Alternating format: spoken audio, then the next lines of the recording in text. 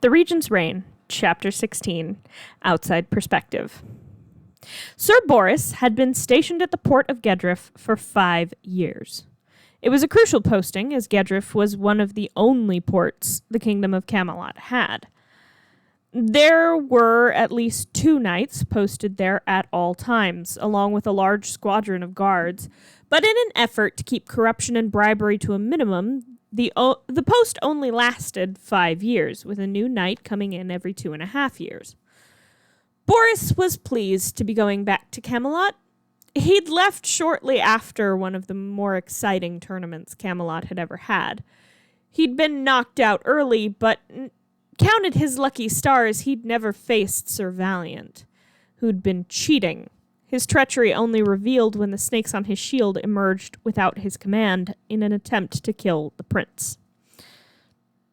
Many things had changed.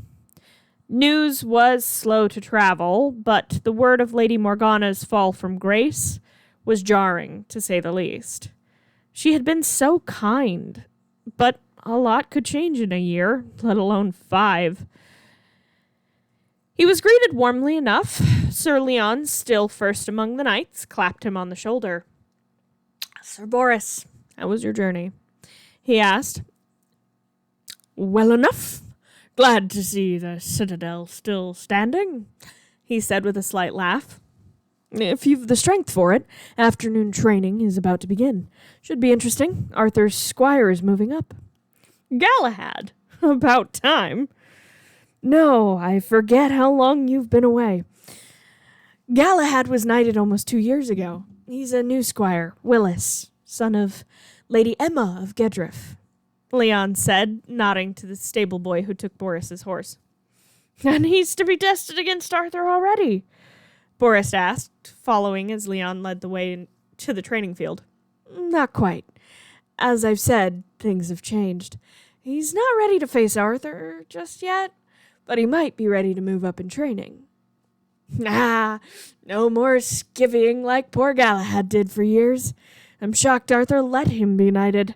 He was the closest thing to a servant he could keep around," Boris joked. Leon's face scrunched slightly. "You've been away too long. Much has changed," Leon said. They'd arrived at the training grounds. There were several new faces here, men Boris had never seen, 4 of them scattered through familiar faces. One was scruffy with bark brown curls, laughing at something a dark-skinned knight said. He was another of the unfamiliar faces. Galahad, Sir Galahad now, was speaking to a tan-skinned knight with a kind smile. One of the biggest men he'd ever seen was speaking to Sir Hector. "Quite a few new faces," Boris pointed out. Leon nodded. "Some of the most skilled men I've ever had the privilege to fight alongside," Leon said, and Boris raised an eyebrow. Leon was a kind man, but not one to exaggerate. How good could they be? They had to come from smaller houses, or Boris would have seen them before.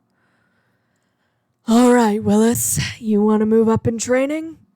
Arthur's voice called out across the field. Boris tensed slightly.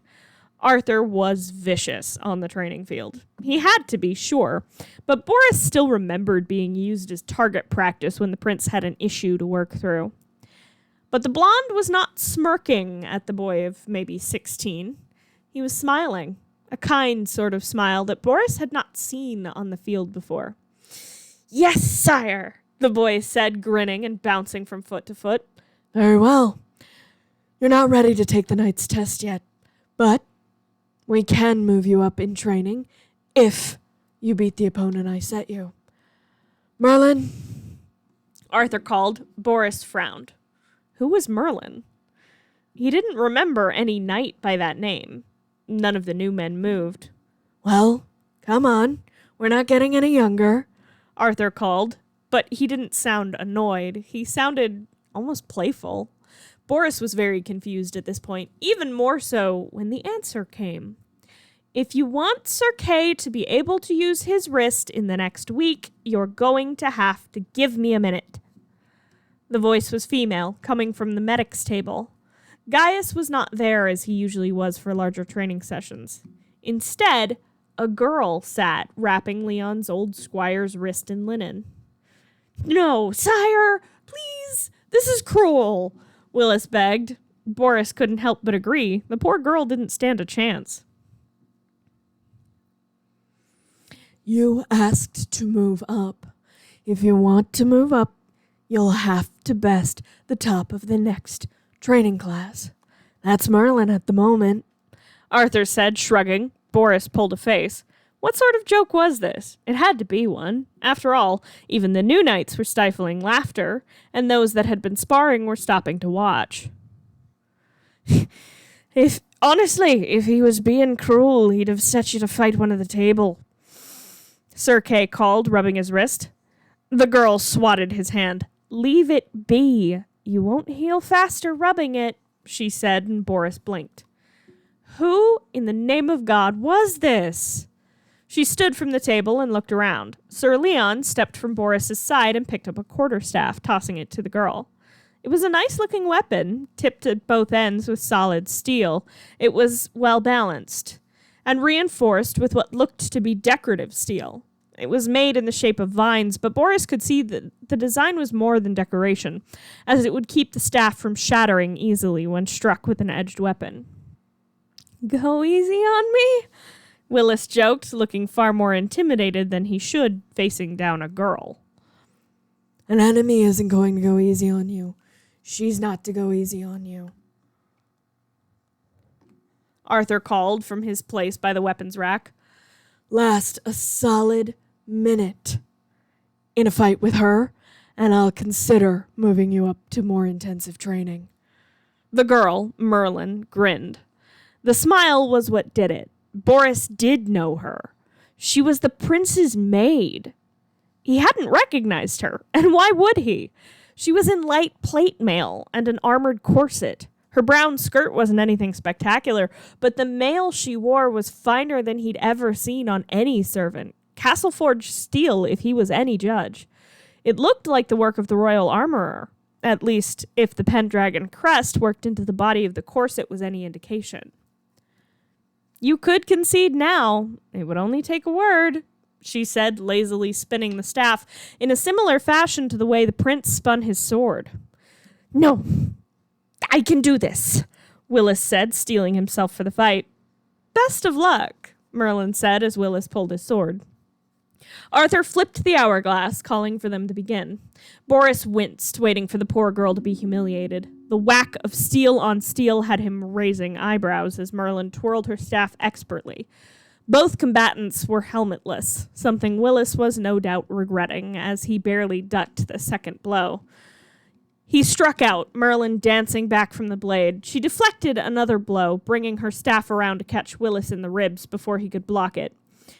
She bent backwards under his next attempt, and on the backswing of her next blow, caught him on the top of his wrist in a stinging blow that had him dropping his sword, reeling backwards. Willis stumbled, landing on his backside.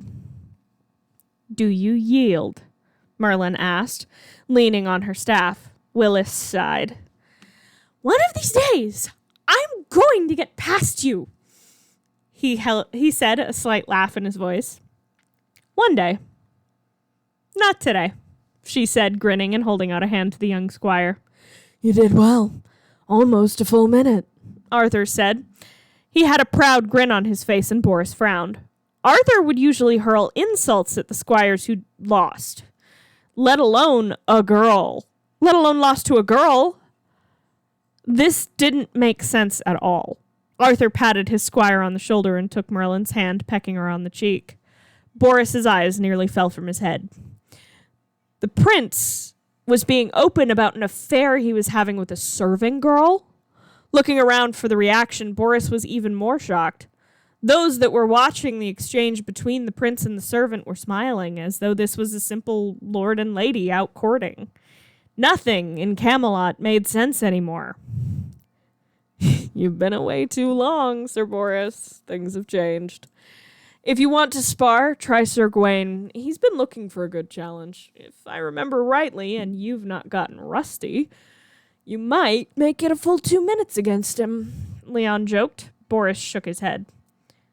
I think I need to rest after my journey, he said. Leon nodded. Very well. Come to the Rising Sun tonight. I'll catch you up on all you've missed, he offered. Boris nodded gratefully. That would be very much appreciated, Sir Leon.